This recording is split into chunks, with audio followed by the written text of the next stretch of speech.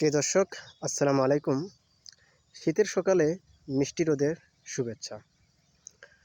আজকে আমি আপনাদের দেখাবো এই যে ঘাসের জমি।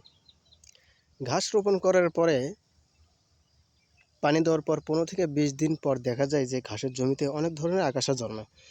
এই আগাছা জন্মানোর পরে প্রথম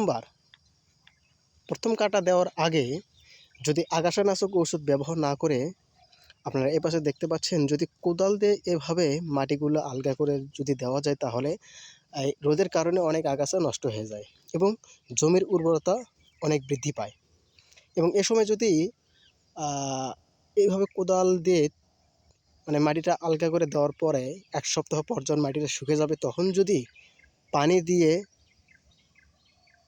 যদি আবার সার দেওয়া যায় তাহলে ঘাসটা ভালোভাবে লেগে উঠবে এবং জমির উর্বরতা বৃদ্ধি পাবে। আপনারা দেখতে পাচ্ছেন এপাশে যে কত ধরনের আগাছা জন্মেছে।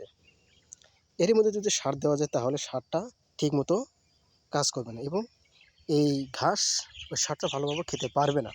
আর যদি কোদাল দিয়ে এভাবে মাটিটা আলগা করে ঘাসগুলো উলটপালট করে দেওয়া যায় তাহলে কিছুদিন পর দেখা যাবে এই মাটিগুলো শুকিয়ে যাবে। তখন পানি দেওয়ার পরে সার দিলে সেই সারটা ভালোভাবে জমিতে লেগে উঠবে। আসসালামু আলাইকুম।